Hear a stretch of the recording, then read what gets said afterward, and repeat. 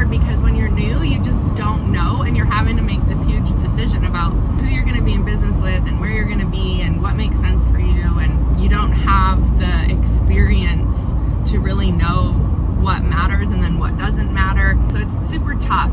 But I talk to so many people that where they go where their friend went, they go where it's the cheapest because that seems like it would make sense. But if you think about it, sellers and buyers, like, they don't get the best outcomes when they hire the cheapest agent. We know that as agents, or you will find that out very quickly. Why do we do that as agents, right? We go to the cheapest place, or the place where we know our friend, even though that does not help us build our business. I ended up moving pretty quickly. Like, it was challenging because I was like, but I ordered business cards and I had ordered a couple signs, and a friend talked to me and was like, in the grand scheme of life, it does not matter that you ordered your business cards and invested in a couple signs, like, you'll get over it. I ended up moving my license over, so I kind of wasted a couple of months. Did have a closing that was from an open house, so it was the first open house that I ever did. I sold the house. It was for another agent's listing, and I remember thinking, oh my gosh, this is amazing. I'm just gonna do open houses every day. I could sell like 5-6 houses a week. It doesn't work like that. So definitely had some luck there on that one. So in the right place at the right time, I moved my license over and went through a training program, which was really designed to give agents, an overview of the business, how to generate business, how to service your business, how to basically kind of like an A to Z on real estate. Well, there's a lot of things that you have to do as an agent when you're starting out, especially. There are so many hats and a lot of infrastructure that you have to build. I was like not doing any of that. I was focusing on finding business because I was like, I don't really care how cute my business cards are or how cute my logo is if I don't have anyone to give my card to, or it doesn't really matter what my bio says on my website if no one's going to my website. So I put all that stuff kind of on the back burner, and I focused my efforts on generating business, connecting with people. I ended up having a really successful first year. Once I, recalibrated, switched the brokerages, got some training. Along that journey, I realized that after a couple of years of this, that I felt really passionate about helping agents figure out, where to be, first of all, because not every brokerage is right for every person. That's why kind of going where your friend went is a little dangerous, unless you have the exact same goals, the exact same scenario, the exact same personality. If you're the same person, then that might make sense if they've had success there. In reality, we're all different, and we all have a different set of goals, and we all have different outcomes that we're looking for. And so anyway, I became really passionate about helping agents know where to go to grow their business, but also how to do it, because there's just, real estate school, contrary to what you might believe if you haven't done it, it literally teaches you absolutely nothing about building your business. It's all foundational history, law. It's important information, but it doesn't teach you how to build a business. So you get your license, and then you have to figure out, okay, now what do I do?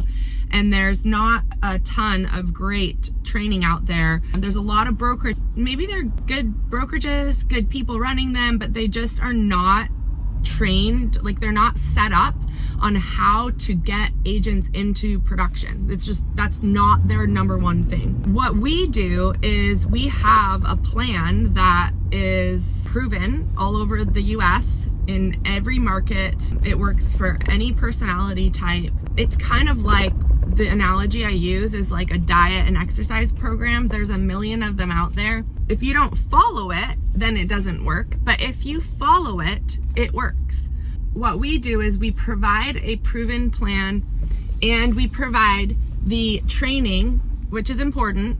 But more important than even training is an environment where you actually are supported in executing the plan, the business plan. So many agents I know, they don't have a business plan. They think that They have unrealistic expectations about what it's going to take and how to build their business and what to focus their time on. What happens is the ramp up period is already a challenge if you're doing the right things every day. So if you waste any time in that ramp up period, it extends it. And that is where the industry has an 85% failure rate, I believe, mainly because people get in with the unrealistic expectations, and then, it's hard to weather that time. If you can't get success and you're not seeing any fruit and you don't have a plan, you're going to be kind of ping-ponging all over the place, and you're going to waste time, you're going to waste money, you're going to waste your energy, and your mindset will probably suffer and get diminished, which then it's kind of like this downward spiral from there. So it's really important to have a plan and to have realistic expectations. I heard this the other day. You can't save money and make money at the same time. So if you're going with the cheapest brokerage, you're probably not going to be surrounded by people that are going to help you make the most money. Just like a seller, if they want to save money and go with the cheapest, they're probably not going to make the most money off the sale of their home. So this is like 101, right? Economics. So get what you pay for. But here's the flip side of that as it relates to time. I know so many people that get into real estate, and they are getting into it because they want flexibility, they want time freedom, which it can provide, but not right away. You're starting a business. That's what real estate is. I think people don't quite realize that all the time. You are starting a business. I don't know very many businesses, I don't know any businesses where you can not work very much and make more. So you can't make more money than you've ever made in your life and work less than you've ever worked in your life. So if you're coming into real estate looking to get out of job where you have to work, 9 to 5, 8 to 5, whatever, sure, there's some flexibility on when the hours are worked, but kid you not, like, you are going to be working more hours if you're going to be successful. So you can't make the most money and work the least amount of hours. It's just not how it works. I think that the reason why real estate has such a high failure rate is because we have so many people who misunderstand the business or don't even realize it is a business, and they get in looking to make the most money in the least amount of time, and they have really unrealistic expectations about what it's going to take to succeed, and then they therefore fail. The other reason why I think agents do fail at such a high rate is because of the low barrier of entry. Like I said, 90 hours, a couple grand investment, you're a realtor. There is so much that goes into this business that it's really challenging for people to manage when they do not have a business plan and they are not in an environment that is conditioned, primed, and has a proven plan to help get agents into production. What you need to be looking for is not where your friend is, not where it's the cheapest, not where, what happens if I want to leave in a few years, like all of these things. Like, you need to figure out, where am I going to thrive and what makes the most amount of sense for me?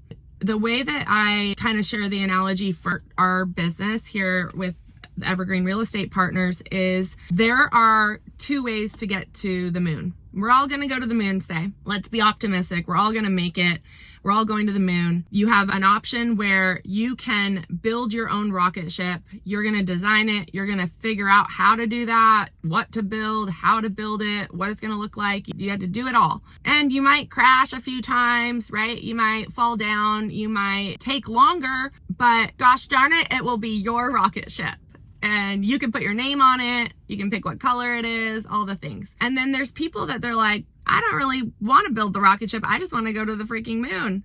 I think those are the two different people that we have, right? And I think there's certain people where the thought of having to build the whole rocket ship and all the things that goes into that, all the investment, the time, the money, the relationships, all the things, that stresses them out. They're like, I don't want to do that. I want to just make money. I just want to go to the moon, right? And then there's the people that if they hop on this rocket ship, they're probably never going to be satisfied because it's not all of, like, theirs, and it's not about them. And there's two different kind of outlooks there. I think that the people that do the best in our environment, they understand the difference between gross income and net income.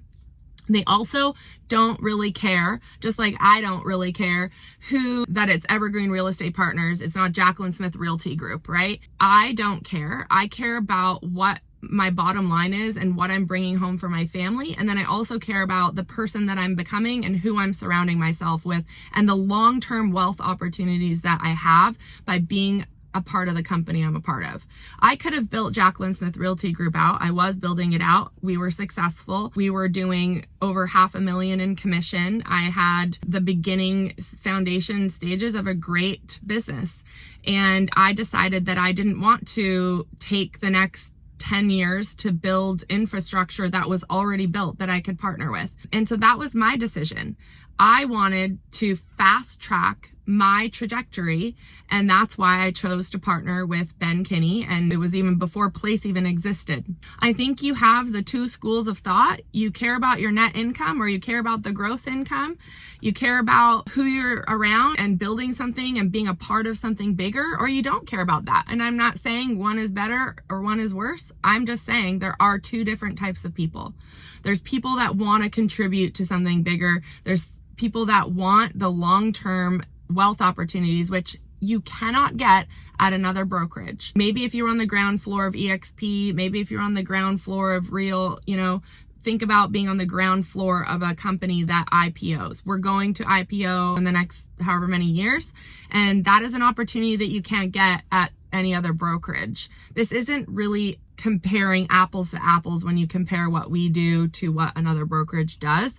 This is completely different, and it's for a specific type of person. It's for a person who wants to build a really big, successful business, and they want to do it in a leveraged way because they understand the power of focusing on their hourly rate, and they understand the power of focusing on their highest income producing activities. They don't want to be designing things. They don't want to be focused their time on data entering their listings. They want to focus their time on relationships, on client experience, and it's a different model, but they do either net the same or more, I would say, when you're in a leveraged environment.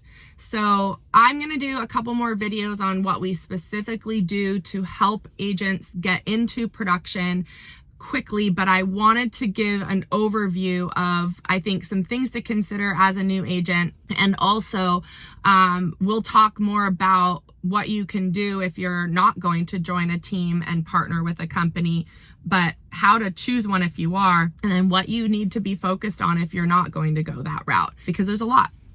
So I hope you find this helpful, and I know this was a bit of a different spin for those of you who watch my videos and are not real estate related, but I think you can kind of apply a lot of these concepts to any business and a lot of other areas of life.